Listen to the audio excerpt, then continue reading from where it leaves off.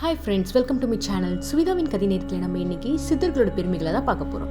அந்த வரிசையில் நம்ம இன்னைக்கு என்ன சித்தரை பற்றி பார்க்க போகிறோம்னா, மக்களோட சித்தர்னு சொல்கிற போகர் சித்தரை பற்றி தான் பார்க்க போகிறோம். அவர் பழனி தண்டாயுதபாணி கோயிலில் நவபாஷணத்தில் மூலவர் சிலையை செய்தாரணும். இந்த உலகத்தில் நடைபெற தீய செயல்களை எல்லாம் அந்த நவபாஷண சிலையை திட்டு நன்மையை வெளியிடுதாக ஐதீகம்.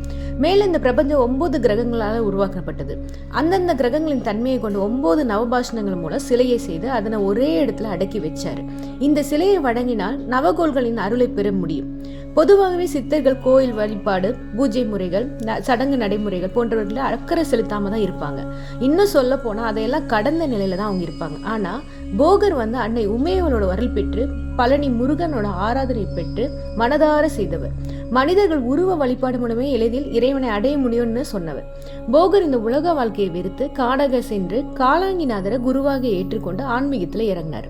குருவின் திருவருளால் அவருக்கு அனைத்து கலைகளும் வசமானது.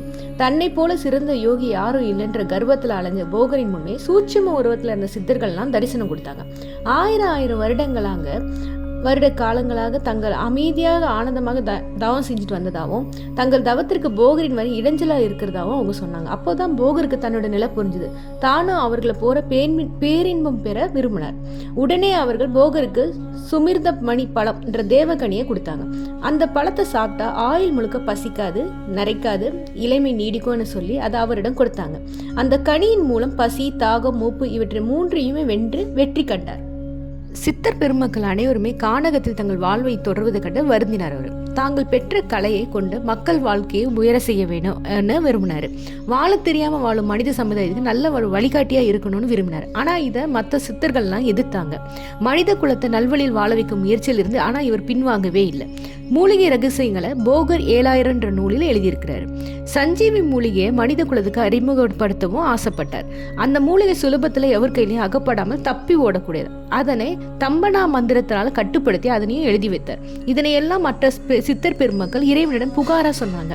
மன கட்டுப்பாடும் உடல் கட்டுப்பாடும் இல்லாத மனிதர்களால இந்த மூலிகை கிடைக்கக்கூடாதுன்னு சொன்னாங்க. இதனை கேட்ட இறைவன் சிவபெருமான் போகர் எழுதியுள்ளதை மனதை ஒருமுகப்படுத்தினால் மட்டுமே கண்டு கொள்ள முடியும் என்பது இதுல தவறு எதுவும் இல்லை அப்படின்னு சொல்லி இவருக்கு ஆசையும் வழங்கினாரு.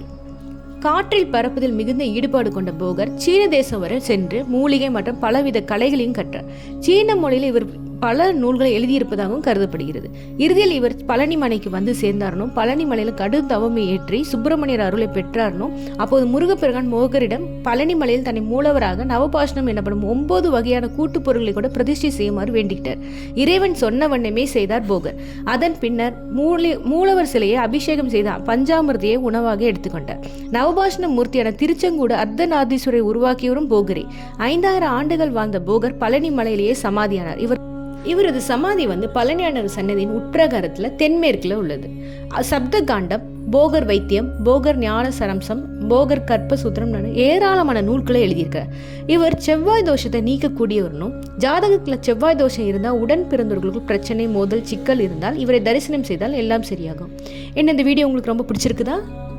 இந்த மாதிரி பயனுள்ள வீடியோ உங்களுக்கு பிடிச்சிருக்குன்னா உங்கள் ஃப்ரெண்ட்ஸ் அண்ட் ரிலேட்டிவ்ஸ்க்கு ஷேர் பண்ணுங்கள். அது மட்டும் இல்லாமல் எங்கள் சேனலை நீங்கள் இது வரைக்கும் சப்ஸ்கிரைப் பண்ணலன்னா சப்ஸ்கிரைபும் பண்ணிடுங்க. Thank you friends. ஓம் நம சிவாய நமஹ.